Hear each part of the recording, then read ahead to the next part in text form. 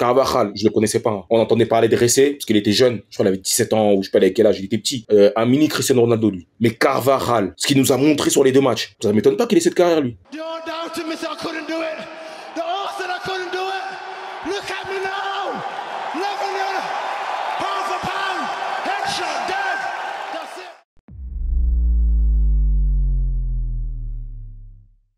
Wilfried, je te remercie d'avoir accepté l'interview.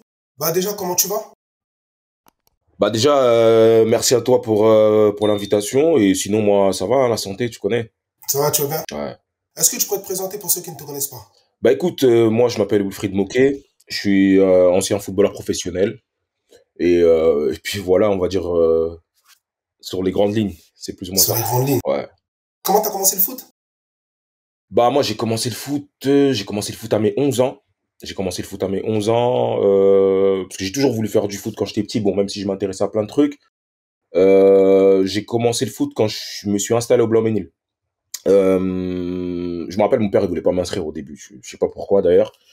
Et c'est quand on est arrivé sur Blanc-Ménil, je crois, au bout d'1 an, il a décidé de m'inscrire. Donc, on va dire, j'ai un peu commencé comme tout le monde. Bon, j'ai commencé dans la rue, hein, normal, hein, tu Ouais, connais. comme tout le On monde. jouait avec mes amis depuis que je suis petit.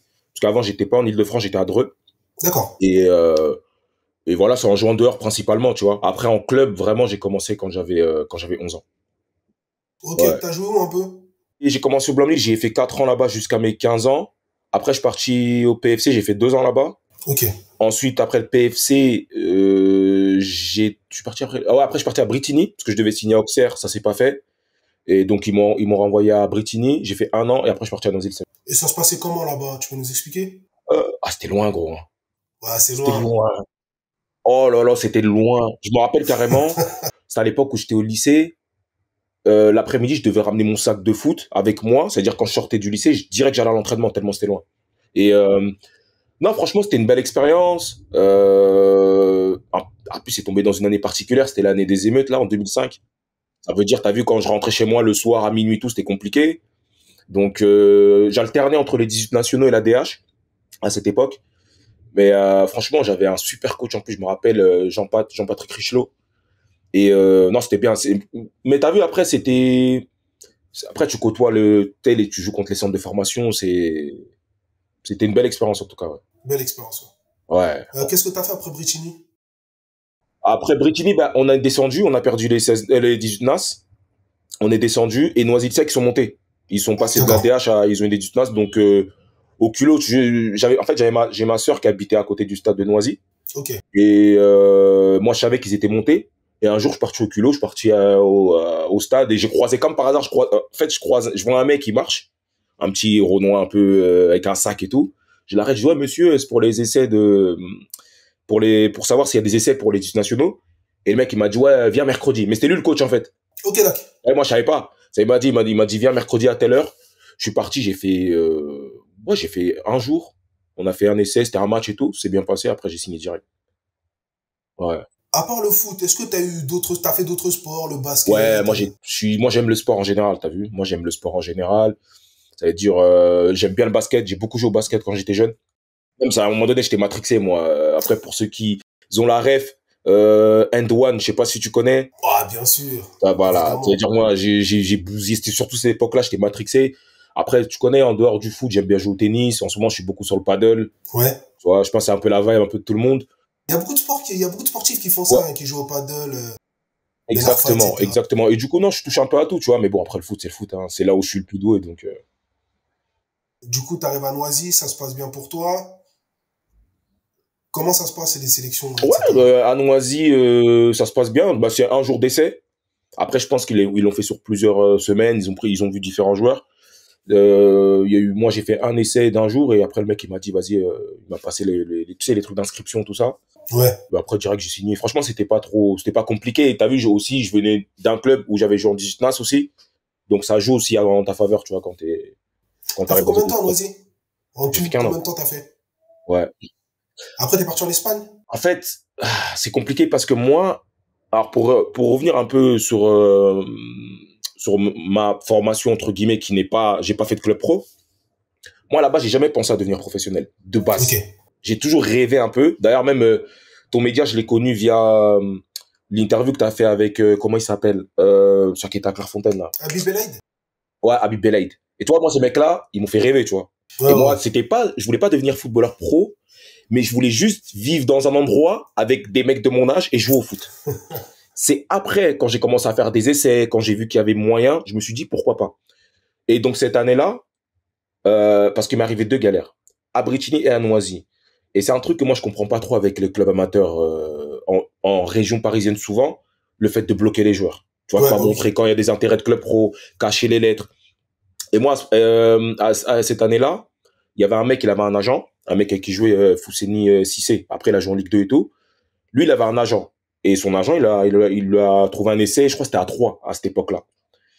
Et Noisy, en fait, le soir du premier entraînement, ils ont appelé 3 en mode ouais, comment ça vous avez pris notre joueur comme ça et tout, pour qu'il rentre. Genre, quand il rentre, ils l'ont convoqué dans leur bureau, ils l'ont crié dessus, en mode, ce que lui il vient nous dire après, en mode tout le monde a des clubs. Tu vois. Mais sauf que nous, on n'a pas d'argent. C'est-à-dire, les lettres qu'on reçoit pour faire des essais, ils vont direct au club. Et eux, ils les gardent. Et moi, ça m'a foutu le démon. Tu vois, je te dis la vérité, ça m'a foutu grave la haine et je voulais arrêter. C'est-à-dire, moi, je suis parti voir les coachs. J'ai dit, moi, les gars, t'as vu, vous nous faites jouer on joue à Sochaux à 16h, vous nous faites partir à 4h du matin. Encore Dieu merci, j'avais ma soeur qui habite à 5 minutes à pied du stade. J'ai dit, moi, si c'est pour faire des trucs comme ça et que derrière, je me fasse bloquer, moi, je préfère arrêter. C'est-à-dire, j'ai arrêté de venir pendant 2-3 semaines comme ça. Un jour, le coach agent, il m'appelle. Il me dit, hey, frère, parce que moi, à la base, moi, je suis 6, tu vois. Mais à Noisy, il me faisait jouer libéraux.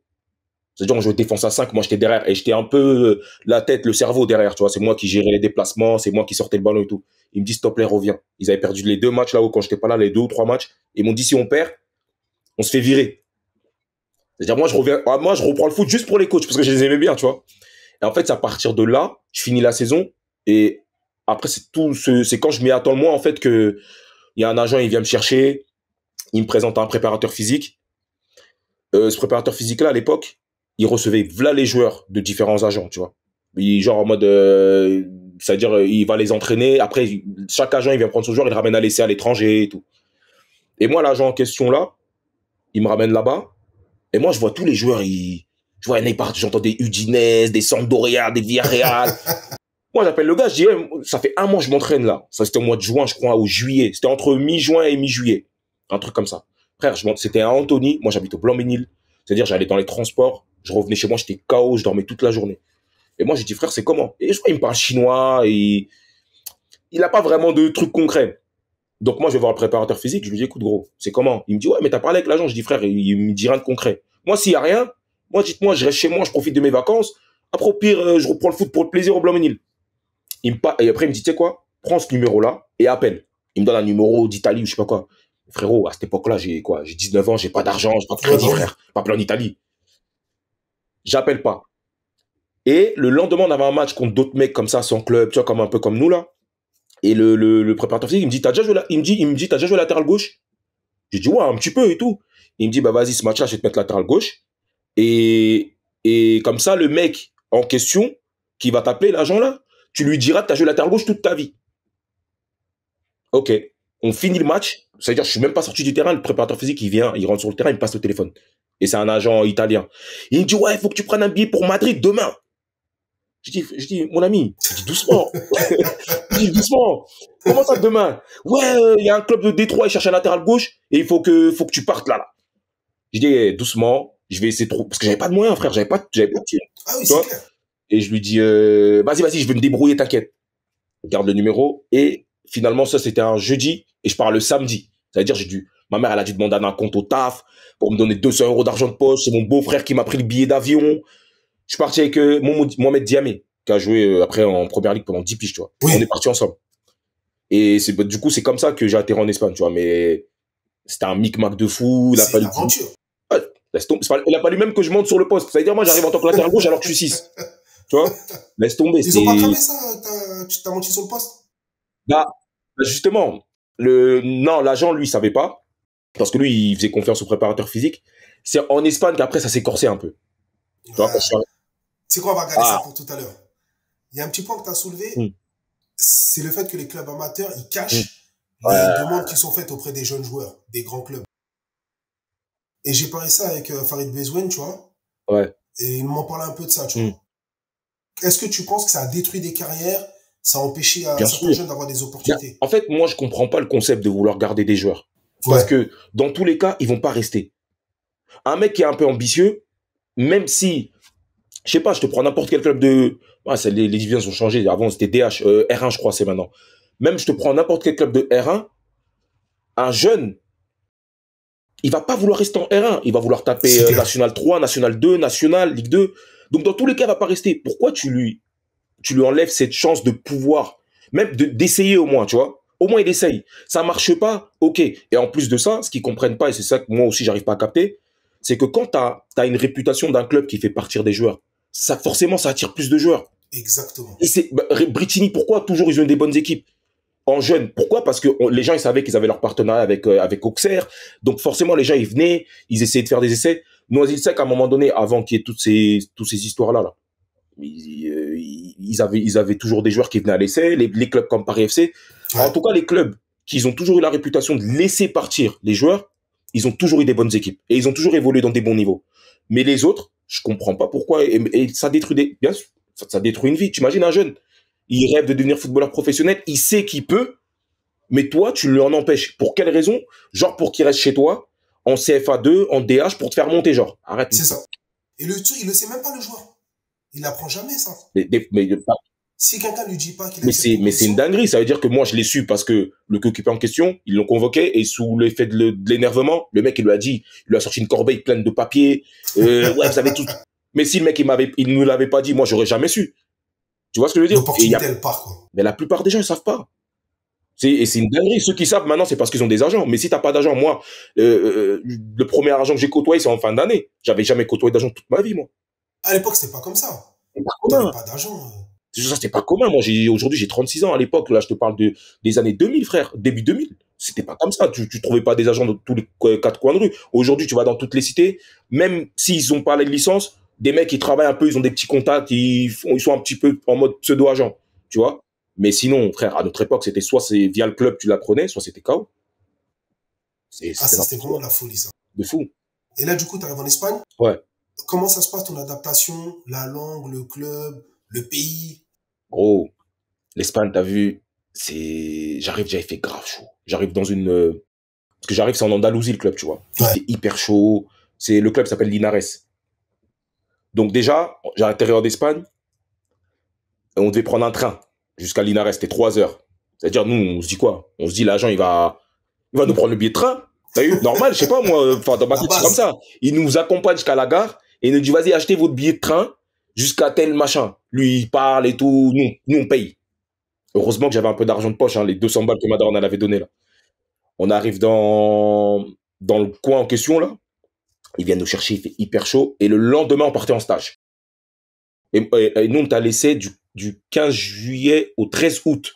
J'ai encore les dates carrément. Et ça veut dire au début, moi, t'as vu que j'ai fait la prépa là, avec le préparateur physique pendant presque un mois, frère, physiquement, j'étais déjà prêt à Au commencer la saison en top. vrai. Top J'étais au du top. top. C'est-à-dire sur les tous tests physiques, je suis bien.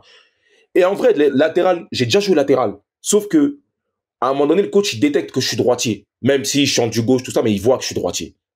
Et au bout de 2 semaines, on est posé, on est dans la chambre, parce il y avait moi, Momo, et un mec un rebeu qui venait d'Anderlecht, je crois, de Belgique. On est posé, l'agent italien m'appelle. Il me dit, ouais, il faut que tu changes ton billet. Je dis, pourquoi il faut changer mon billet et tout? Il me dit, ouais, parce que le coach, il a dit, t'es droitier, et lui, il va un gaucher à gauche. Alors que, dis-toi, malgré que je suis droitier, je suis plus fort que les deux latéraux côté gauche et les deux latéraux côté droit. Là, je te parle de ça, j'ai 19 ans, tu vois. Et moi, quand il me dit ça, moi, ma tête, elle vrille. Frérot, je suis pas un voyou, hein. Je vais pas me mettre une casquette de voyou, mais t'as vu, l'esprit un petit héros sort à ce moment-là. Et moi, je vois déjà comment j'ai galéré pour avoir le billet d'avion, juste pour payer le billet d'avion. Et ça veut dire, moi, je deviens, je dis, t'es un fou, toi. Toi, tu crois la vie, c'est comme ça, tu m'appelles, je change un billet, je rentre chez moi. Je dis, tu sais comment j'ai galéré pour payer le billet? Et je lui dis, la tête de ma mère que je bouge pas d'ici. J'ai dit, tant que tu me trouves pas un club, la vie de ma mère, je pars pas d'ici. J'ai dit, toi, t'es un fou, toi. Il me dit, non, calme-toi, on va trouver une solution, nanana, je sais pas quoi. Attends, je te rappelle. Je sais pas, il appelle qui entre-temps, ses collaborateurs, là, machin, parce que lui, il était en Italie. Et lui, en fait, il passait par des agents espagnols. Mais tu l'as jamais vu, en fait. Ah, je le vois après, moi, je le que au téléphone pour l'instant. Je l'ai jamais vu. Il m'appelle au bout de 10 minutes, je crois. Il me dit, ouais, c'est bon, on a trouvé une solution, tu peux rester, t'inquiète, on va essayer de te trouver un truc. Mais moi, dans ma folie, moi, ça y est, je suis emporté, là. Je commence à m'habiller. Momo, il me dit, tu vas où? Je dis, je vais voir le coach, je vais l'embrouiller, moi. Ah oui, moi, je dis, mais en gros, pour moi, c'est tellement con. Genre, tu vas pas prendre un joueur parce qu'il est droitier. Genre, pour moi, c'était pas logique, tu vois. Il me dit, non, il réussit à me calmer. Il me dit, oh, gros, t'as vu là, ils ont réussi à trouver une solution. Vas-y, tranquille, sois patient. On va voir ce qu'ils vont te ramener. Vas-y, tranquille. Et il réussit à me calmer.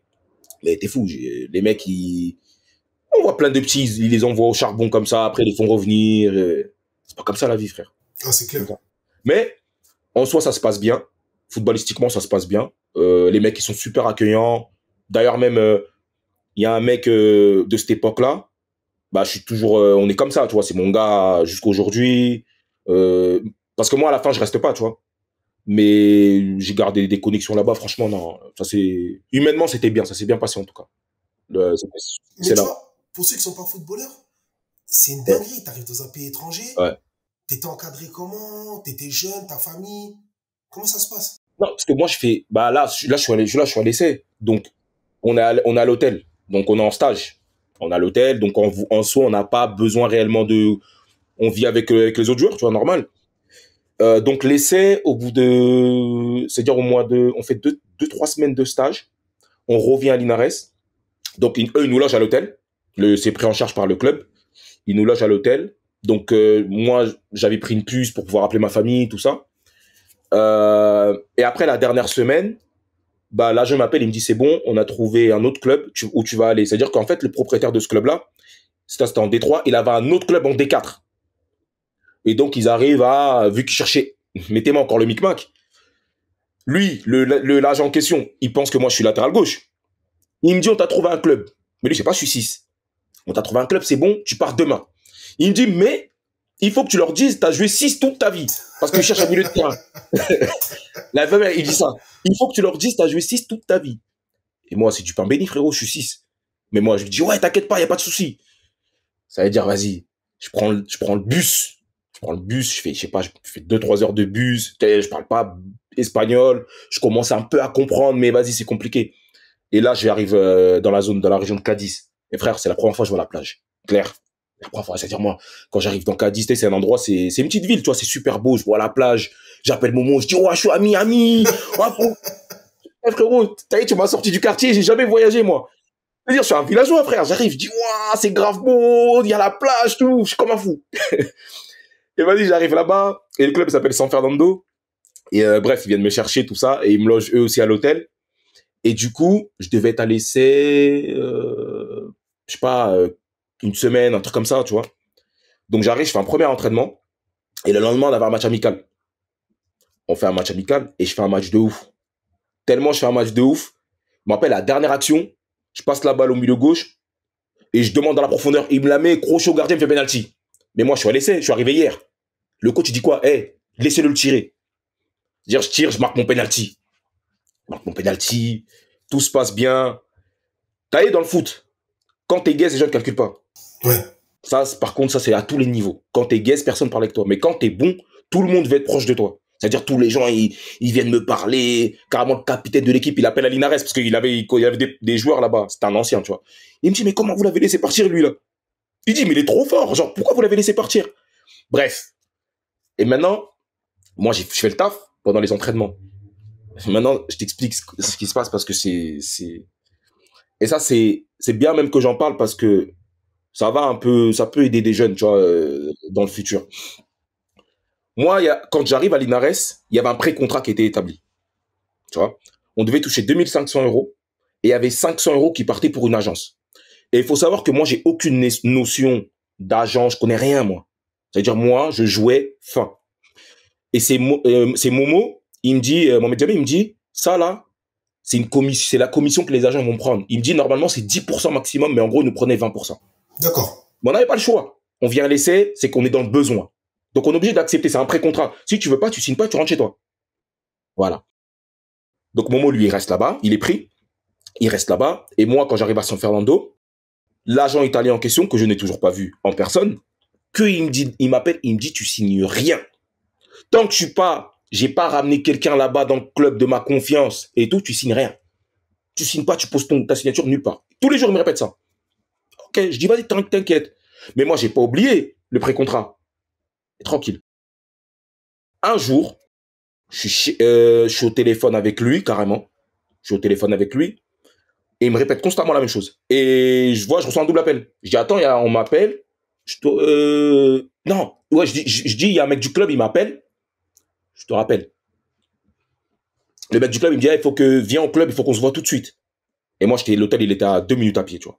Je dis, vas-y, je m'habille, j'arrive. Je rappelle l'agent. Je dis, ouais, je sais pas, le club, il m'a appelé, il veut me voir et tout, machin. C'est-à-dire, je suis en train de marcher au club. Je monte au club, je suis encore au téléphone avec lui. Il me dit, ne signe rien. T'attends que j'envoie quelqu'un à ma confiance. Parce que lui, ses arguments, c'était, il faut qu'il trouve un appartement, il faut qu'il te négocie un beau contrat, etc.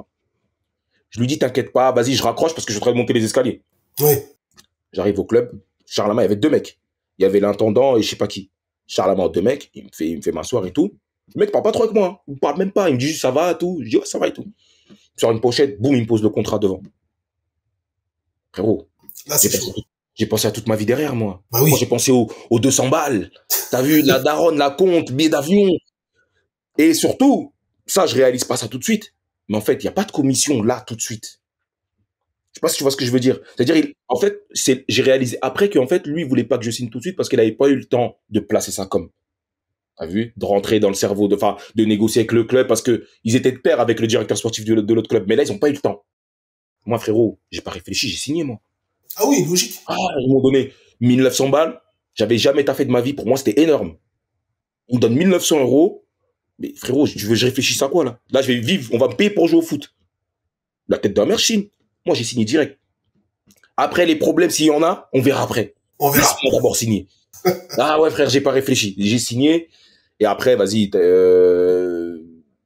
Après, voilà. Après, dis-toi, j'ai signé et on s'est pas reparlé tout de suite. C'est-à-dire, il y a du temps qui est passé avant qu'on se reparle, tu vois, carrément. Enfin, quand je dis du temps, c'est quelques semaines. Hein, ouais. Tu vois.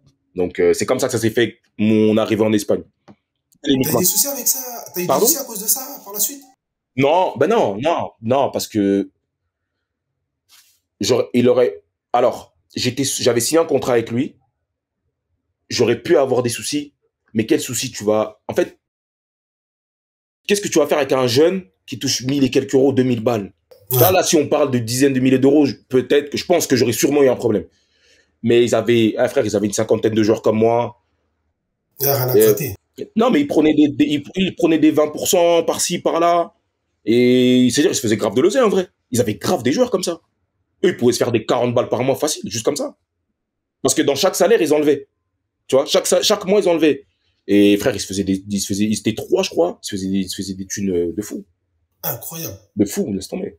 Sur le dos surtout des jeunes joueurs. Mais c'est là où ils sont malins. Ben, ils sont malins parce que eux, ils vont chercher des joueurs qui sont dans le besoin. T'as vu? Moi, c'est pour ça que je dis que, même sur mes réseaux, je le dis. Je dis, un joueur qui joue pas, c'est le seul qui doit demander de l'aide ou qui peut se permettre de demander de l'aide parce qu'il joue pas. Et eux, ils vont chercher des mecs qui ont besoin d'aide. Je dis, à partir du moment où on te fout sur le terrain, là, ça dépend que de toi. Ce qui va se passer après, ça dépend que de toi et tes performances. Si t'es performant, t'inquiète pas, les gens vont venir vers toi. Si tu fais de la merde, tu vas te retrouver dans une situation où tu vas être dépendant. Et nous, c'est pas parce qu'on n'avait pas été performant, mais on s'est retrouvé, par exemple, Momo, lui, il arrive là-bas, parce que lui, il signe pro à Lens, mais pendant sa visite médicale, il lui détecte un problème au cœur. Et je crois que pendant une pige, il joue pas, donc il faut qu'il se relance. Tu vois? Et c'est que des cas comme ça, des mecs qui veulent.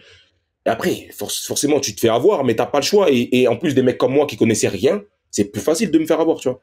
Ouais, c'est clair. Tu vois?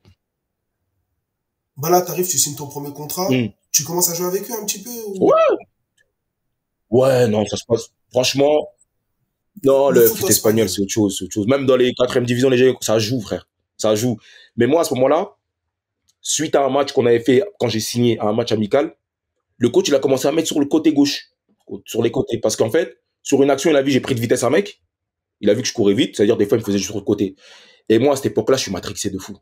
Moi, YouTube, CR7, Manchester United, R9, Ronaldinho, je passe mes journées, ils m'ont donné un appartement, j'ai jamais vécu seul. C'est-à-dire, moi, je suis dans un appart, le premier truc que je fais quand je reçois mon salaire, je vais acheter un ordi. Premier truc que je fais, j'achète un ordi, j'achète la Play. Logique. C'est logique. Les gens, ils vont me comprendre. Ils savent. 19 piges, t'as jamais taffé, qu'est-ce que tu veux que je me préoccupe même pas, dis-toi, d'aller faire des courses, d'acheter du papier toilette, des trucs que tu dois avoir à la maison. Moi, c'est ordi, play. Ça veut dire tous les jours YouTube. Et moi, en fait, à ce moment-là, tout ce que je vois là-bas, là, sur YouTube, je le tente le dimanche. Ça veut dire je tente des trucs de fou. Ça veut dire, carrément, il y a un match, j'arrive devant un mec, genre, avant le match, ouais, lui, il a joué en deuxième division à Cadiz. Moi, je dis, ah ouais, ok, vas-y. J'arrive, je lui mets 6 passes, mon jump, fin de corps, petit pont. Les jeunes viennent ouf. Et que je tentais des trucs comme ça, moi. Mais en vrai, c'est-à-dire, malgré, en vrai, j'ai joué, mais en fin de saison, après, j'ai fini remplaçant. Mais en fait, le truc que, juste pourquoi je fais le point sur ça, c'est que moi, j'ai pas capté, moi, j'étais dans le foot plaisir. C'est-à-dire, moi, je voulais contenter la tribune. Je voulais leur faire plaisir à eux. Parce que moi, regarde, je sors de Paris, on jouait devant, des fois, il y avait 10 personnes dans la tribune. Si c'était trop, il y avait plusieurs centaines de personnes, c'était en Gambardella. Mais sinon, au championnat, il y avait personne. Et tu me ramènes 2-3 000 personnes à chaque crochet que je mets écrit. Mais frérot, t'as capté? Et moi, on est des mecs de cité, on a joué dehors. Tu connais comment on se chébra entre nous. Ah, casse-lui les reins, machin. Ça veut dire, moi, j'entends. C'est-à-dire, moi, j'abusais du truc. Tu vois? Mais, le problème, il est que, pas de stats. Je marquais pas de but, je faisais pas de passe D. Et moi, j'ai pas compris que ce poste-là, il était pas pour moi. Donc, j'ai fini remplaçant, mais j'avais 19 ans, mais j'ai quand même beaucoup joué quand même pour un jeune joueur. À l'époque, à mon âge, dans les équipes comme ça, les jeunes, ils jouaient pas trop, tu vois. Mais, justement, pardon, moi, j'ai un début de saison de fou. Donc, l'agent, il vient me voir. Italien, là. Je le vois, il vient. Parce qu'il entend. Ça commence à parler de 2-3 petits clubs. Il entend que, peut-être lui, il y a moyen de faire un bail. Et Momo, de l'autre côté, je vais pas trop. Il va même pas le voir. Pourtant, Momo, c'est très, très, très, très fort. Il vient me voir. Il me dit, oui, bon, je me rappelle, on est posé dans son hôtel et tout, parce que moi, je vais le voir à l'hôtel et tout ça. Il me dit, bon, t'as signé ton contrat. Maintenant, les collaborateurs, ils veulent que tu payes, en gros. Faut que tu payes. Je dis, ok. Moi, je dis, ok. Moi, je suis un mec, j'ai des principes. T'as vu, j'ai signé un contrat avec toi, t'as fait un taf. Tout travail mérite salaire. Jusqu'à là, il n'y a pas de problème. Il me dit, sauf que toi, tu vas devoir payer 600 euros. J'ai attends. L'autre côté, je devais toucher 2005. On prenait 500. Là, je touche 1009, 600 balles. Ça fait 30%. Je dis, ouais, mais c'est comme ça. Si tu payes pas, tu vas pas jouer. Ça, c'était avant que le championnat commence. Moi, je dis, ah ouais, ok. Je dis rien. Je dis, ok, vas-y, je vais payer. Moi, je vais au club. Je dis, ouais, l'agent, il m'a dit ça. Si je paye pas, je vais pas jouer. Est-ce que c'est vrai? Le directeur sportif, il m'aimait trop. Il m'a dit, t'es un fou. Ici, t'es chez toi, tu payes rien. C'est des mecs que je connais que du téléphone. Mais t'as vu, dans ce milieu-là, je sais que je vais un peu lentement, tu vois, non, c'est parfait. Mais dans ce milieu-là, en fait, il y a des choses qu'il faut prendre en compte. Le préparateur physique, parce qu'il faut pas l'oublier, lui. Il travaille pas gratuitement. Et ces mecs-là, ils en ont rien à foutre des petits. T'as vu tous les joueurs qui prennent comme ça, là? Parce que le préparateur physique, moi, parce qu'il y avait un mec avec qui on s'entraînait, que je connais, qui est de ma ville aussi, tu vois. Et lui, il me dit, ouais, j'ai signé un contrat. En gros, c'est mon préparateur physique personnel maintenant. Et le préparateur physique, il m'appelle aussi quand j'ai signé, il me dit, en gros, moi, je prends 10% sur le salaire du joueur. Je dis, mais t'es au courant, les mecs, d'ici là, ils veulent me prendre 30% de mon salaire. Donc, ça veut dire que vous voulez me prendre 40% de mon argent. C'est-à-dire, les 900 balles là que je gagne en plus, parce que moi, là, il faut que je le paye, frère. Et moi, toute proportion gardée venant d'une famille modeste, moi, l'argent que je gagne, j'envoie un peu ici pour aider ma famille, tu vois. Oui, c'est sûr. Donc, les gars, vous avez pas un peu pitié, un petit 19 piges qui cherche la vie? Je dis, vas-y, c'est pas grave. Je vais tous vous payer cette année, mais l'année prochaine, m'appelez plus. Et suite à cette conversation-là, le préparateur physique m'a plus jamais rappelé.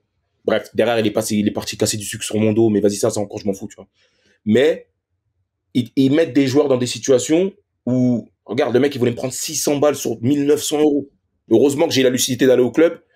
Et finalement, j'ai rien eu à payer. Le club m'a protégé. Et vas-y, j'ai fait ma saison. D'ailleurs, moi, j'arrive quand il y a la crise en Espagne. On est 6 mois sans salaire, des dingueries. Ouais. Je crois que c'est même pour ça qu'ils m'ont laissé tranquille. C'est des requins dans ce milieu-là. Ils sont sans pitié. Et c'est sans foi ni loi. La moindre ignorance du joueur, il exploite. C'est bon. Il faut que tu connaisses tout. S'il y a un truc, si tu n'as pas d'informations là, tu te fais... Le monde du foot là, les gens ne se rendent pas compte parce qu'ils voient que les Cristiano, Benzema, machin. Mais en bas là, les gens ils souffrent. Hein. Ah ouais. Tu sais, ça me fait penser avec le milieu du rap un peu, où t'as plein de rappeurs qui ont des problèmes avec leurs producteurs. C'est la même chose. C'est la même chose. Quand ils vont, le petit, il a besoin du producteur, de la visibilité, ils vont lui donner des fausses sommes comme ça, eux, derrière, ils se blindent. C'est comme ça, c'est exactement la même chose. Et il signe son contrat, il regarde pas, on lui dit tu Oh, perces. Tout c'est d'un ça, coup, t'as une maison exactement. de disques qui vient, Bah il oui, signe. normal, normal, normal. Mais bon, c'est comme ça. Comme ça. Du coup, t'as kiffé un peu le foot espagnol. Ah, j'ai T'as fait fait 8 combien ans de en temps Espagne, là-bas? hein. Ah, dans le club là? Ouais, donc, et en Espagne, t'as fait En 8 Espagne, j'ai fait 9 ans, 8 non? ans. Dans ce club-là, j'ai fait un an. J'ai beaucoup changé en Espagne quand même. Ouais, j'ai fait un an là-bas. On a fait parce qu'on avait des problèmes. On monte. On a des problèmes dessous, laisse tomber. En parallèle, Momo, lui, il signe en Ligue 2, là-bas, au Rayo Vallecano, et il me présente un agent. D'accord. Et moi, en fait, j'avais signé 1+1. Donc moi, je fais la préparation pour la deuxième saison, mais ils nous doivent 6 mois, frérot. 1+1, c'est quoi? C'est comme au basket? 1+1, ça dure un an plus, option à une année de plus. Ok. Voilà, donc moi, je signe ça, et donc je valide la deuxième année. Sauf que moi, je suis arrivé dans une situation où il nous devait 6 mois. Parce que moi, je l'ai déjà raconté un peu à droite à gauche, mais moi, j'ai fait 2 jours en fin de saison où j'ai pas graille. J'ai Ouais. pas d'argent. Ça y est, c'est dire en mode, tu vois, t'as les pâtes, le riz, ça, c'est les trucs de dernier secours. Ça y est, c'est vraiment, si tu manges que ça, c'est qu'il y a rien. Ouais, c'est chaud. C'est chaud. J'ouvre le placard, il y a pas, même pas de riz, il y a plus. Moi, je fais quoi? Je me dis, je vais aller au club demander au moins 50 balles. Même le club, ils ont pas, même 50 balles, ils ont pas à me donner. J'ai fait 2 jours comme ça. Un jour, j'arrive, frère, je suis grave faible. À l'entraînement, puis il faisait chaud, c'était mois de mai, juin, c'était sud de l'Espagne, tu connais, le soleil tape. Et je tombe tout seul, tu sais, sur le terrain, c'est bizarre. Je pesais, à cette époque-là, bon, là, j'ai pris un peu de poids, mais à cette époque-là, je pèse 70 kilos, un peu moins, tu vois. Je fais 1m83, tu vois, déjà. Il y a un coéquipier qui avait mon âge, avec qui j'étais bien, tu vois. Il me dit, mais je te sens bizarre. J'ai dit, frère, ça fait 2 jours que j'ai pas grave, frérot, que tu me racontes. Il s'énerve, il me dit, t'es un ouf, pourquoi tu m'as pas dit? C'est-à-dire, son père, il avait un bar, resto, il me ramène. C'est eux, ils m'ont nourri jusqu'au, on a fini la saison. Donc, moi, en préparation, l'agent que Momo me présente, il ramène un autre club de 3e division.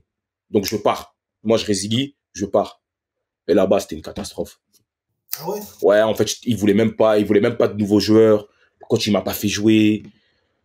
Je me suis bagarré parce que c'était une ambiance bizarre et j'ai fait 6 mois là-bas. Après, ils m'ont prêté en D4 dans un petit club. Je me suis relancé. Après, je devais signer avec la réserve de Retafe. J'ai pas signé parce qu'ils me faisaient pas de contrat. Sachant que moi, je reviens de 2 ans où j'ai des problèmes de salaire. Vous voulez me faire signer, mais sans contrat. Je dis, vous êtes fous, comment je me protège? Tu vois? Donc, du coup, pendant la fin de mois de juin, je m'entraîne avec le Rayo Vallecano, avec la réserve. Je reprends avec eux, mais eux, ils me proposent 1 000 euros. Je dis, les gars, Madrid, 1 000 euros, c'est compliqué. Je dis à l'agent, essaie de négocier un peu plus pour voir, parce que moi, je veux que ma famille puisse venir me voir et tout, tu vois. Il va dire que je veux pas signer. Il va dire, c'est-à-dire, et lui, à ce moment-là, il est sur le, parce que au moment où il fait un an Rayo, après, il est transféré à Wigan en première ligue. C'est-à-dire, il est sur un gros transfert. Donc, il me Ouais. calcule pas, moi. Il me calcule pas. C'est-à-dire, moi, je suis rentré en France, je repars à Madrid parce que j'ai mon billet retour, je suis chez Momo, à Madrid. Il me calcule, hop. Il me laisse comme ça. Un jour, il m'envoie m'entraîner avec une D4. Il dit, vas-y, je t'ai trouvé un petit club là-bas, là, comme ça. J'arrive, il y a 30 joueurs. Il y a plus de place, en vrai. Je m'entraîne pour rien. Bref. Et un jour, comme ça, on parlait avec un ancien qui occupe à moi de San Fernando. Il me dit, tu fais quoi? Je dis, j'ai pas de club. San Fernando, en fait, ils ont fait dépôt de bilan entre temps. Bref, ils sont repartis en D, je sais pas combien. Il me dit, mais non. Il me dit, vas-y, je connais un club de Détroit, ils cherchent des joueurs. T'es intéressé? Je dis, vas-y, moi, je prends, frère, j'ai pas de club. Et là, je pars à Essira, dans le sud encore. Je prends le train. Et moi, t'as vu, moi, j'ai bourlingué, frère. Je Ouais, prends le on voit train. ça. Hein. Ah, je prends le train, je vais dans le sud. J'arrive, un agent, il vient me chercher. Et il me calcule pas trop. Ah, j'ai dit, vas-y, un petit Renoir qui vient, pas de contour. Hein. Tu vois, il me voit, vas-y. Il me traite en vas-y. Vas-y, je vais. Non, mais j'arrive à l'essai. Hein. J'arrive pas pour signer, ouais. Il m'envoie dans un appart avec 2 autres joueurs. Pas de clim. Bref, c'est pas grave. Je dois. Là, t'as pas le choix, faut faire 2 ronds. On s'entraîne, boum, vas-y, je signe. Je signe pour 800 balles. Je signe pour 800 euros. Pas le choix. Ils voulaient me donner même 600. J'ai dit, non, les gars, abusez pas, faut que je mange quand même. Donnez-moi moins 800. J'ai demandé 1000. Et on nous appelait les smicards. Comme en espagnol, ils disent los mileuristas. Ils nous appelaient les smicards parce que le plus gros salaire, je crois, il était de 1000 euros ou 1200 euros. Ils avaient pas de tal. Mais là, c'était purement, fallait jouer au foot. Là, t'avais pas le choix. Là, dis-toi, j'avais que le foot. J'avais rien d'autre. Mais, pendant que les gens ici pensaient que je vivais ma best life, il y a un pote à moi, même, il est venu, je vivais en colocation. Il est venu, il a dormi dans ma chambre, moi je dormais au salon. Lui, il a vu les réalités que j'ai vécues, même quand je t'ai pas payé, il a tout vu. Mais c'est ma meilleure saison. C'est là que j'ai été le plus suivi. Les crocs. Frère, incroyable. Et à ce moment-là, j'ai 21 ans, je crois. 21, ouais. C'est ma meilleure saison. Elle se termine pas comme je le veux parce que je finis les derniers matchs, je joue avec une blessure. Mais je t'explique pourquoi. Parce que à ce moment-là, déjà, quand je commence la saison, je suis en pétard. Donc l'agent qui au début il faisait le mec un peu, il commence à me ramener manger. Si t'as besoin d'argent, tu me dis. Tu vois, il commence à être gentil parce qu'il voit que là en gros lui là j'ai attrapé une pépite. Donc faut que j'en prenne soin. Bref, moi j'aime pas demander quoi que ce soit aux gens moi. Et donc ça commence à parler de moi parce que là-bas c'est médiatisé même en D4, les journaux tout ça. Tu n'as rien à voir avec ici. Ah non, mais ça n'a rien à voir. Il y avait des chaînes locales, tu peux voir les matchs, tout. Et bref, et les clubs, ça commence à appeler. Un jour, l'agent vient me chercher, on va au resto, boum, il me ramène avec 2 recruteurs de Villarreal. Et Villarreal, ils veulent me faire direct. Mais le problème, je le fais pas parce que Villarreal, ils ont la première, ils avaient la réserve qui était en D2, et ils avaient la 3 qui était en D4.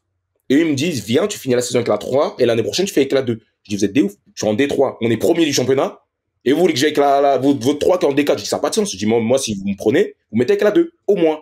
Parce que moi, je vois plus au moins. Moi, j'ai envie à long terme, j'ai envie de taper la première. Ouais.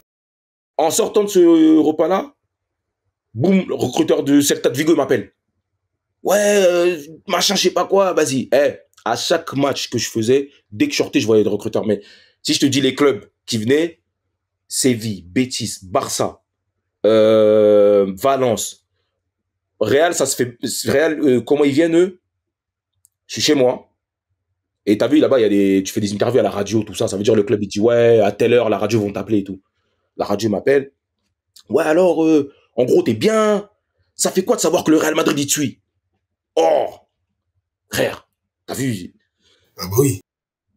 Mon gars, Real Madrid, la Casablanca. Non. Je lui dis, et moi, je savais pas. C'est-à-dire, moi, je lui dis, bah, tu me l'apprends, tu vois. Tu vois, je reste un peu charisme, tu connais. Tu gardes le... Oh, j'ai envie de sauter, moi. Moi, j'ai envie de sauter partout. Je lui dis, non, tu me l'apprends et tout. Franchement, c'est une fierté, c'est un honneur, tout ça. Je dis, voilà, je vais continuer à taffer. Bref, tu connais les phrases bateau, là, et tout. C'est pas correct. Quand il raccroche, je suis comme un ouf. J'ai Real Madrid. Je dis pas. Mais, moi, à ce moment-là, pas oublier, j'ai un contrat avec un agent. C'est vrai que mon m'a présenté, qui m'a négligé, là. Lui, il voit, il entend. Moi, j'ai pas oublié. Qu'est-ce que tu m'as fait vivre l'été, là? Moi, je l'appelle.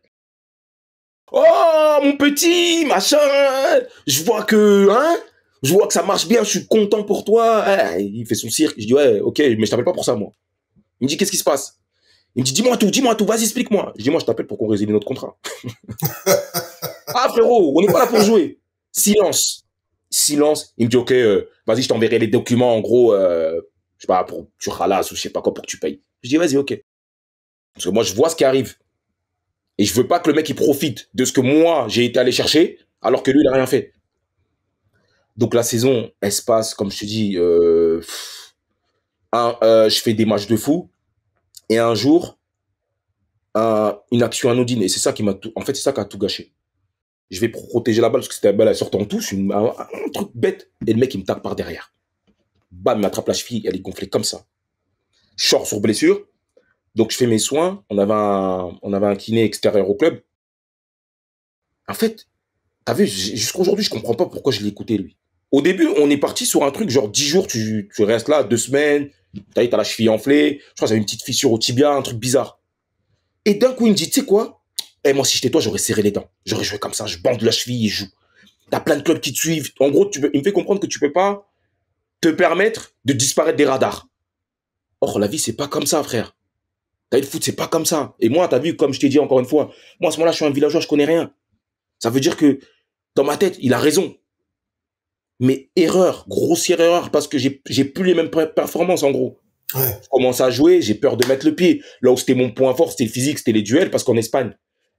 Et justement, ça revient un peu à ce que je te disais au début, quand je jouais sur les côtés.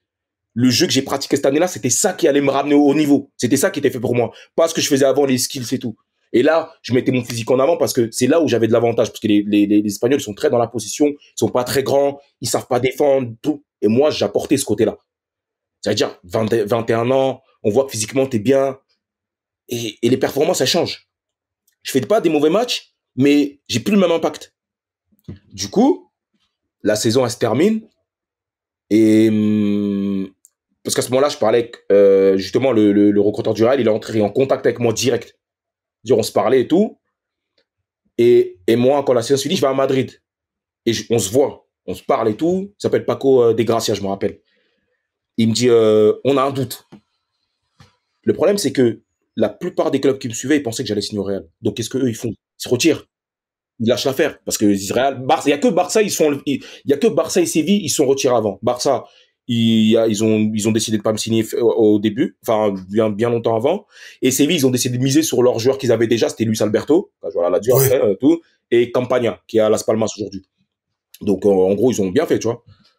Et le mec, il me dit, on a un doute et tout, parce que, à la fin de saison, on sait pas ce qui s'est passé, parce qu'ils m'ont suivi pendant une dizaine de matchs, hein. On sait pas ce qui s'est passé. Ton jeu, je sais pas, il y avait un truc qui avait disparu. Et je lui explique, moi. Frérot, c'est le Real Madrid, ils n'ont pas le temps. Oui. Mais, ce qui se passe, c'est quoi?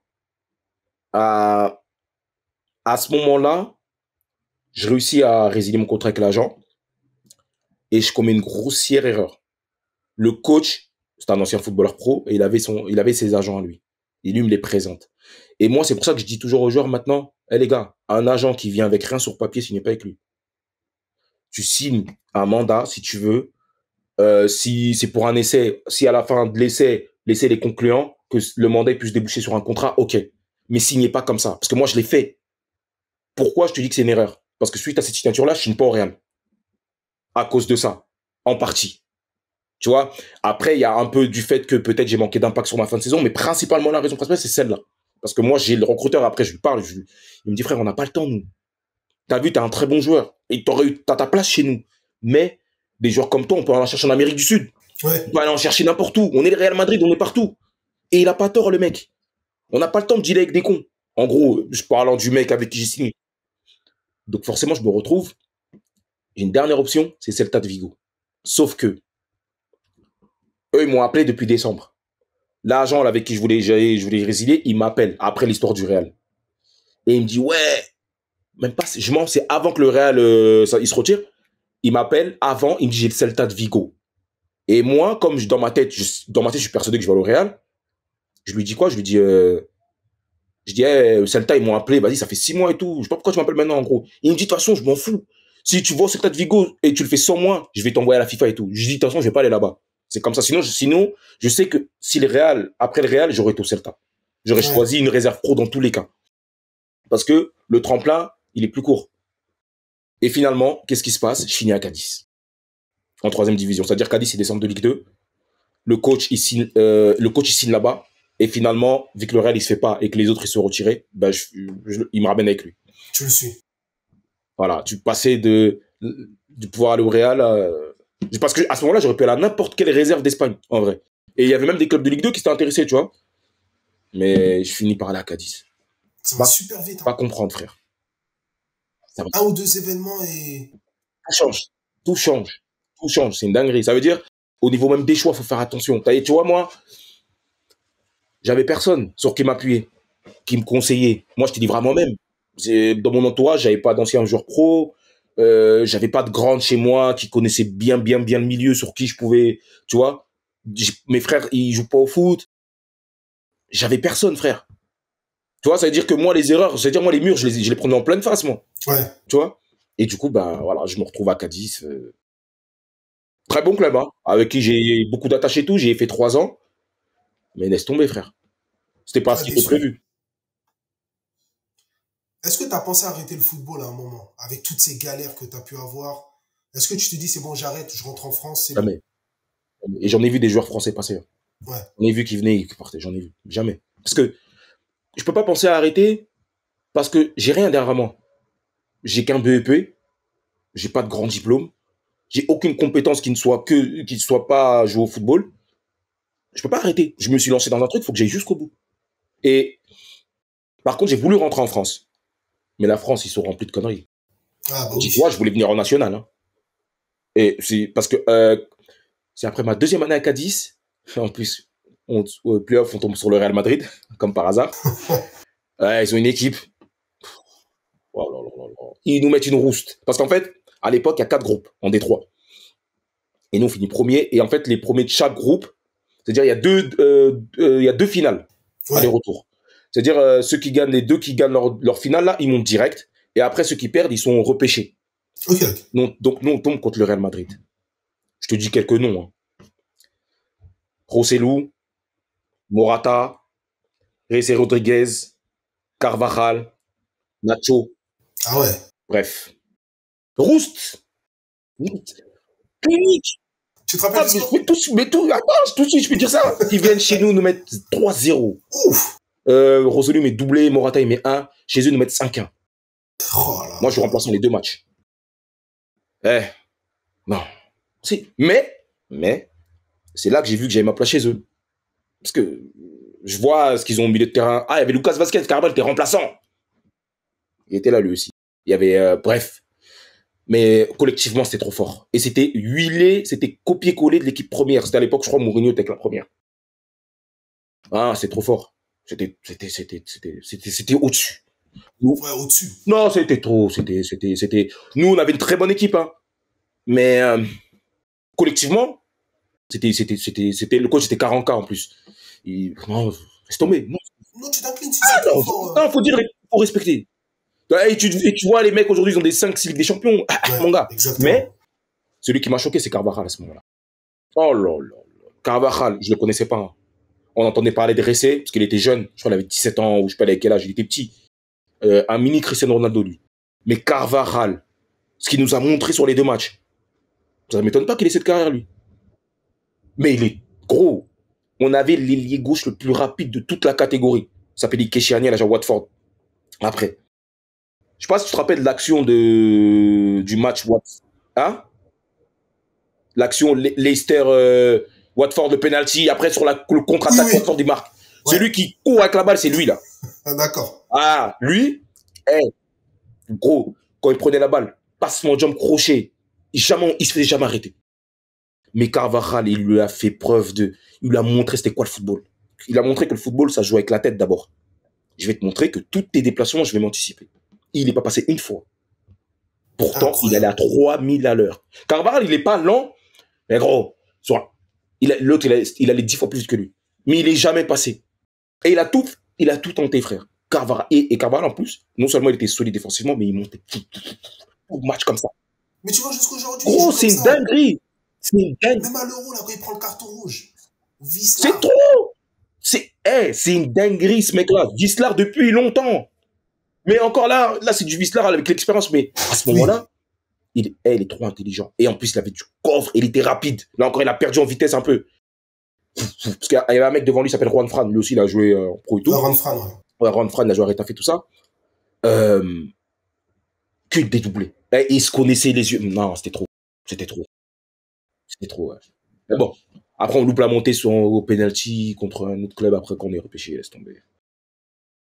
Tu sais, un point qui revient souvent avec l'Espagne, on avait avec le cas Vinicius, etc. Ouais. Est-ce que tu as subi du racisme en toi là-bas, Oui. etc. Ouais. Mais à plus petite échelle. À plus petite échelle. Alors moi, pour avoir vécu pendant longtemps là-bas et connaître la culture espagnole aujourd'hui, je la connais très très très bien. L'Espagne n'est pas plus raciste qu'en France. C'est pas un pays plus raciste que la France. C'est juste différent de la France en termes de trucs. J'ai vécu du racisme dans les stades. J'en ai vécu, mais c'était c'est des petits stades. T'as un con qui est là, tu l'entends en Ouais. plus. Bon, qu'est-ce que tu veux faire? Mais je réagis, j'ai jamais. Par contre, j'ai vécu du racisme venant de joueurs. Et ça, je l'ai vécu 2 fois. Et c'était la première année en plus. La première fois, on joue un match. Et moi, je sais pas, il y a un mec, il est à terre. Et moi, je le vois pas. Contre-attaque, moi, je pars. Et moi, je t'ai dit, ma folie YouTube, là. Je m'arrête. Tu vois le dribble de Ronaldo, là. Quand il prend la balle, pied droit, il a poussé avec le pied gauche, après, Ouais. moi, je tente ça. J'essaie de faire ça. Le mec, il la dégage en corner. Et, et le même mec, il me suit derrière. Il me traite. Il dit, tu vois pas qu'il y a un joueur, il est par terre? Et il me dit quoi, je me rappelle? Il me dit, hey, vas-y, Kunta Kinte, va au cirque. Je le téma et je dis rien. Match fini et il vient, il va me serrer la main comme si... Comme si de rien n'était. Ouais, je dis, tu fais quoi là? Il me dit, non, tu connais, c'est le football, nanana. Je dis, non, tu vois là, l'insulte que tu viens de me dire là, tu vas me le redire dans le couloir. C'est-à-dire, moi, je l'attends au couloir. Si les gens n'étaient pas intervenus, je l'aurais tapé. Je sais pas, je me serais pris combien de matchs, mais je l'aurais tapé. Ça, c'est sûr et certain. Et la deuxième fois, et c'était pas longtemps après en plus, on joue un match, il y a un mec rasé comme ça, un grand défenseur. On gagne. On gagne 2-1, je crois, on mène 2-1. Et à un moment donné, il y a un coup franc sur le côté. Et un des anciens de mon équipe, un vétéran, parce que moi, il m'appelait Négro, tu vois. Bon, pas méchamment, genre Négro, comme nous, on s'appelle Renoir ici, tu vois. Pareil. Ouais, comme Eto, il disait avec Pouyol qu'il appelait comme ça. Oui, c'est pas méchant. Par contre, ouais, quand on t'appelle Négro, c'est pas méchant, tu vois, spécialement. Il me dit, vas-y, Négro, prends la balle, fais tes trucs là. Fais tes histoires là de dribble, genre en mode, va perdre du temps en corner. Chacal. Moi, je commence à faire mes trucs, le mec, il me balaye, bah. Il me traite. Il m'insulte. Il me crache au visage. Il me dit sale noir, fils. Bref. Je vois, tac et tout. Et moi, je dis rien. Parce que les gens, je dis juste à l'arbitre, t'as vu, il m'a craché sur le visage. L'arbitre, il dit, ouais, mais j'ai pas vu. Bref, c'est pas grave. On arrive au couloir. Le mec, il me suit. Il met des petits croche-pattes, genre pour... Je me retourne, moi, je voulais me retourner. Coach, il vient, il me prend. Il a vu la situation, il vient, il me dit, vas-y. Et ça, j'ai vécu ça. Et après, c'était des insultes en tribune, tu connais, c'est... mais de toute façon, ils font rien pour... Là, oui. Ils commencent à prendre des mesures réellement. Mais ils ont jamais rien fait pour la cause. Ils te font des pubs, note au racisme et tout ça. Mais les mecs, ils font rien. Ils en ont rien à foutre. Par contre, va t'attaquer je sais pas moi, va avoir des propos homophobes, par exemple, tu vas voir. On a vu le cas avec de Camara. C'est pas la même chose, gros. Juste, mais regarde, tu vois, juste le fait que le mec, il décide soit de ne pas jouer ou de pas porter un brassard. Juste ça. Pourtant, il a rien dit. Hein. Tu sais pas pourquoi. C'est son droit en plus. Hein. Il fait ce qu'il veut. Ouais, mais tu sais même pas pourquoi. Qui te dit pas qu'il a rien dit. Mais là, racisme, tous les jours, des stades. Et tout, je me rappelle à l'époque, au Barça, je me rappelle, ils jouent un match à Saragosse. Tout le stade. De quoi on parle? Ils font rien, ils en ont rien à foutre, ces mecs-là. Et ouais, là, ils commencent à prendre quelques sanctions, mais c'est pourquoi? C'est parce que là, des joueurs de très très haut niveau, ils commencent à se lever, et là, maintenant, ils commencent à dire, t'as vu, c'est comme ça, on va sortir. Et là, comme Eto'o, il a dit, quand tu tapes dans les poches des gens de la télé, là, ça change. Le discours, il commence à changer. Maintenant, il y a des gens qui commencent à aller en prison, ils commencent à avoir des amendes. Frère, mais ils ont jamais rien fait sinon, en vrai, avant ça. Là. Ah, c'est clair. Je compare souvent avec la NBA, tu vois. Ouais. Et ça, en NBA, c'est inconcevable. Mais en plus, tu as vu, les tribunes, elles sont très proches du parquet. Tu peux toucher les joueurs carrément, tu vois. Mais jamais tu vas voir ça. Mais juste, regarde, il y a une scène avec LeBron James, une meuf, je sais pas, l'insulter. Il est venu, il a dit, boum, ils l'ont viré. Sortez là. Mais encore, ça arrivait même plusieurs fois. Ouais. Ils rigolent pas, eux. Foot, c'est trop, foot, c'est un monde d'hypocrites. C'est un monde de gros hypocrites. Il y a que des menteurs. Et c'est géré par des mecs qui n'ont pas joué au foot et qui pensent qu'à faire de l'oseille. Ils en ont rien à foutre du reste. Ils en ont rien à foutre du racisme. Ils en ont rien à foutre de tout. Et c'est pour ça que il y a des cas qui vont traiter plus rapidement que d'autres parce qu'ils savent que l'impact que ça peut avoir sur eux par rapport au fait qu'il y a des gens qui ont un certain pouvoir. Mais tout ce qui est raciste là, racisme envers les Renois surtout, ils en ont rien à cirer. Eux. Qui va venir les sanctionner? Quel Renois aujourd'hui est suffisamment costaud entre guillemets ou quelle entité suffisamment costaud pour venir et les sanctionner? Il y a pas. Ah, c'est clair. Il y a pas. Gros. Tu vois, même les joueurs là, ils se battent pour des cadences, tu vois. Il y a Rodri, je crois, qui s'est blessé il y a pas longtemps. Tout le monde. Bah, Mbappé vient de se blesser. Mbappé vient de se blesser. Non, mais ouais. Tu sais, moi, c'est un truc que je dis. Et moi, j'ai eu la chance, justement, par la suite, dans ma carrière, de connaître ce rythme-là de jeu tous les 3 jours. Et en plus de ça, ajoute à ça, t'es international. Parce que moi, je faisais quoi? Dimanche, t'avais match. Moi, c'était quand on faisait l'Europa League. Le jeudi. Dimanche, rematch. Tu joues comme ça. Après, je sais pas, trêve internationale. Là où les joueurs, ils vont avoir 2-3 jours de libre, où ils peuvent se reposer. Toi, tu voyages après le match. Surtout que nous, on va en Afrique. D'ailleurs, 7-8 heures de vol pour voilà. Tu t'entraînes direct le lendemain. Tu joues, il fait super chaud, parce que changement de température, ce que tu veux. Le match, il se finit, tu dois rentrer en club. En fait, tu t'es même pas reposé. Même en juin, tu as une sélection, ça veut dire, en fait, et là, ils t'ajoutent des matchs. Mais encore une fois, tu le vois, c'est des hypocrites. Ils sont levés tous contre la Super League, là. Ouais, non, je sais pas quoi, Super League, ça va ajouter des matchs. Ouais, ça va tuer les joueurs. Ouais, c'est injuste. C'est quoi la nouvelle Ligue des Champions? C'est pas une Super League. Exactement. Mondial de clubs, c'est quoi? Parce qu'il y a encore plus de matchs. En fait, les joueurs, c'est des produits. Fin de l'histoire. Et les carrières vont de plus en plus... Regarde, Varane, il vient de se retirer, il a 31 ans. Ouais, Varane, hier. 31 ans. Hier, à 31 ans. Tu sais, les gens, ils savent pas. Les genoux des sportifs en général. D'ailleurs, nous, comme on est là, moi, j'ai 36 ans. Mais j'ai des genoux d'un mec de je sais pas quel âge. Parce qu'à force de faire des activités physiques de haute intensité, ça graille tes genoux. Moi, je connais des gens, ils se sont retirés parce qu'ils avaient plus de cartilage. Plus de cartilage, ouais. Ils en avaient plus. Et là, tu ajoutes des matchs.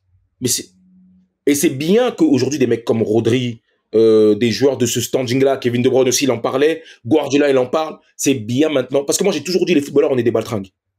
Moi, je l'ai toujours dit, on est des grosses baltringues. Parce que c'est un peu, je fais un parallèle avec la société, moi. C'est-à-dire que dans la société, c'est le peuple qui a le pouvoir en vrai. C'est le peuple qui fait que un tel, il va devenir riche ou va avoir certains pouvoirs parce que le peuple le lui donne ou le lui permet. Mais le peuple, jamais, tu vas jamais voir un soulèvement populaire où le peuple, c'est très rare, tu vas faire tomber un dirigeant, machin, mais le peuple a ce pouvoir. Et les footballeurs, ce qu'on n'arrive pas à comprendre, c'est que ce business, c'est nous qui faisons que tout le monde mange autour. C'est-à-dire que c'est les protagonistes, c'est les joueurs. Quand les gens, ils viennent dire, ouais, les footballeurs, ils touchent trop. Mais sans footballeur, il n'y a pas d'argent. Exactement. Sans footballeur, il n'y a pas de sponsor. Le foot, il va toujours exister tant qu'il y a des joueurs et un ballon. Tout le reste, là, c'est en trop. On part en trop, surtout ce qui touche, c'est une partie de ce qui est engrangé. Là, s'ils peuvent se permettre de payer Mbappé 80 millions, c'est il les génère 1 milliard, le mec. Eh oui. Il leur génère, quand Cristiano signe à la Juve, il rentre en bourse. Exactement. Les gens ne se rendent pas compte. C'est le joueur qui fait, c'est les joueurs, pardon, c'est eux qui font le spectacle. C'est pour eux que les gens vont au stade. Tu vois ce que je veux dire? Donc, et vous, les gens qui dirigent, ils comprennent pas. Ils vont venir ajouter encore des charges parce qu'ils veulent faire plus d'oseille. Mais vous étonnez pas que les joueurs, après, ils touchent plus d'oseille en plus. Oui. Parce qu'ils en génèrent plus. Tu vois? Après, il y a des gens qui vont venir nous raconter, ouais, mais je sais pas quoi, c'est trop, ouais, mais après, bon, il y a d'autres débats qui sont même pas des débats par rapport au salaire, homme-femme et tout. Bon, bref, ça, c'est des bullshit, tu vois. Mais c'est une dinguerie ce qui est en train de se passer dans le foot, là. C'est trop. Mais il n'y a pas de syndicat de footballeurs comme en NBA, un syndicat de joueurs, tu vois. Ça n'existe pas dans le foot. Oh, je sais même pas. Il y a des trucs, mais encore une fois, est-ce que c'est des trucs qui ont réellement du pouvoir? En fait, c'est chacun pour soi. Hein? C'est chacun pour soi, du coup. C'est un peu ça, hein. C'est comme on dit, le football, c'est le sport collectif le plus individuel, gros. C'est chacun regarde. Parce que là, aujourd'hui, t'as vu les joueurs qui se plaignent, c'est des joueurs de très très haut niveau. C'est eux qui sont affectés par ça. Mais tu prends un joueur, je sais pas, un joueur de Ligue 1 lambda, qui lui ne connaît pas la Ligue des Champions. Regarde, Reims, il y en a plein, ils ont découvert la Ligue des Champions. Tu vois, ces mecs-là, ils vont se plaindre. Ouais, non. Et tu dois les comprendre dans le sens où ils vont dire, non, laissez-nous vivre notre bail. Nous, on connaît pas ça. Vous connaissez ça chaque année. Nous, on connaît pas. Nous, peut-être, on n'est pas internationaux. Nous, la Coupe d'Europe, on connaît pas. On veut vivre ce truc. Tu crois que moi, à l'époque où je jouais la Coupe d'Europe, tu crois que j'allais me plaindre? J'ai vu le rythme que ça pouvait être. J'ai pas connu ça. Laisse-moi enjoy le bail. Ouais, c'est clair. Tu vois? Mais ces mecs-là, pendant 10 piges, ils jouent ça, frère. C'est normal qu'à un moment donné, ils disent, frérot, les gars, déjà, le rythme, il est élevé. Parce qu'en plus, c'est des matchs de haute intensité. C'est pas le même niveau qu'en championnat. Et en plus de ça, vous voulez nous ajouter encore. Non, c'est pas possible. Non, tu prends la saison d'Mbappé. Ouais. Toute la saison, il a joué en Ligue 1. Champions League. Il finit en mai, en juin. Après, il enchaîne avec l'Euro. Et après, apparemment, il y avait peut-être moyen qu'il joue les JO, tu vois. Et après, t'enchaînes directement avec la nouvelle saison. Je vais te donner un cas très clair. Pedri, de Barça. Il fait l'Euro, je crois que c'est l'Euro, et après, il fait les JO. Regarde après sa carrière. Juste après. Regarde sa tête, il y a même une photo, ils ont fait un montage où il perd grave des kilos, là. Mais c'est quoi? Blessure sur blessure, le mec, après. Ouais. Là, c'était qui? Là, le petit Firmine, là. Firmine Lopez. Bon, à l'Euro, il a pas spécialement joué, mais il est parti au JO. Il vient de se blesser. Il s'est blessé, là, il n'y a pas très longtemps. Juste le fait d'y aller, tu te reposes pas. Gros. T'as les entraînements, etc. Mentalement, c'est fatigant. Voilà. Je te dis, toute proportion gardée. Moi, à l'époque où je jouais à la CAN, c'est la CAN d'Égypte, je crois, c'est en 2018 ou 2019, je sais plus. La CAN, elle se fait en juin, je crois, ou juillet, je sais plus, je m'en rappelle plus. Ça se fait l'été, en tout cas. Moi, mon club, il m'appelle. Mon club de l'époque, ils me disent, viens, reviens tout de suite. Je dis, vous êtes fous, quoi. Moi, j'ai fini la saison. On est parti en stage. Ouais. C'est-à-dire qu'on est parti en stage à Marbella, on a fait une prépa pour la CAN. J'ai fait la CAN, et vous voulez même pas que je me repose, vous voulez que... J'ai dit, vous êtes fous. J'ai dit, la tête d'homme, je reviens pas. Je vais prendre des vacances. Ah, je leur ai dit, je prends des vacances. J'en ai rien à cirer, vous êtes fous, les mecs. Faut que je me repose. Eh, j'ai pris quoi? J'ai fait 10 jours. Ou 10 jours ou une semaine, je sais même plus. On est des produits. On est des produits, c'est comme ça. Non, c'est clairement ça. Voilà. Et le rapport de force, il est du côté des dirigeants. Alors que la vraie force, elle est chez les joueurs. Si les joueurs ils disent on joue pas, il n'y a rien que perdre. Ok, ils peuvent venir à coup de sanctions économiques. Oui. Mais ils vont perdre des sous. Ça va pas durer, ça va pas durer, gros. Ça va pas durer, ils peuvent pas. Parce que sans les joueurs, ils peuvent rien faire, les mecs. Non, c'est clair. Sans les joueurs, ils peuvent rien faire. Mais c'est comme ça. Pour l'instant.